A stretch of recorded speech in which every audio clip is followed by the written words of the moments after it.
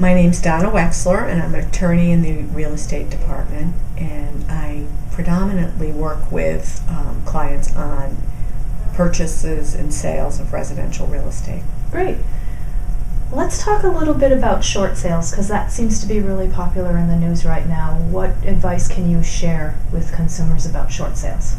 Well, basically what a short sale is a request by a homeowner, a request of their bank to accept less than what is owed to that bank for their mortgage obligation. So, for example, if I owe a bank $200,000 on my mortgage and I want to sell my house for $150,000 and I want the bank to accept that as full payment for what I owe them, that is called a short sale.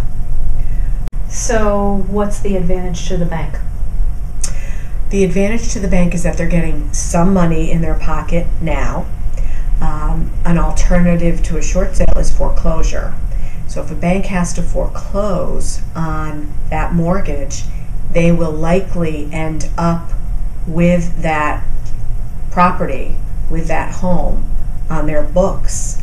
Then it's something that they need to sell ultimately. Okay, so basically it's giving the banks their money, but they don't have the home that they have to deal with afterwards. That's correct. They're getting some money now. They're not getting all the money that's owed to them, but they're getting some money.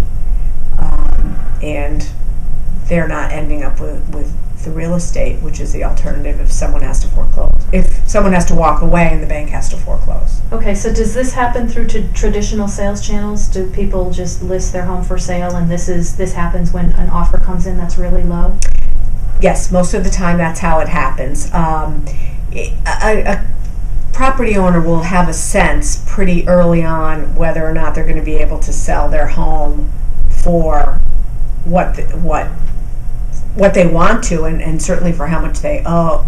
You know, for example, if I'm ready to sell my home, the first step that I would advise a client to do is to call a realtor, have a realtor come over and provide me with a market analysis, and that's the information that the realtor gathers on what similar homes are selling for in the area. The next step would be to put the house on the market and to try to get a buyer, get a sense of what buyers are willing to pay for that house. And then once you secure an offer, go to the bank with that offer and request that they accept less than what you owe to them.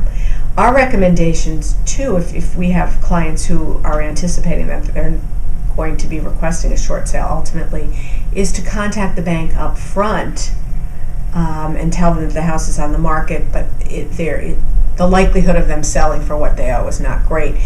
Okay. And where do you fit into this process, Donna, as an attorney? We oftentimes will negotiate on behalf of our clients who are requesting the short sale with the mortgage holder. So you act as an advocate? We act as an advocate. I'm Donna Wexler, real estate attorney with Bacon Wilson.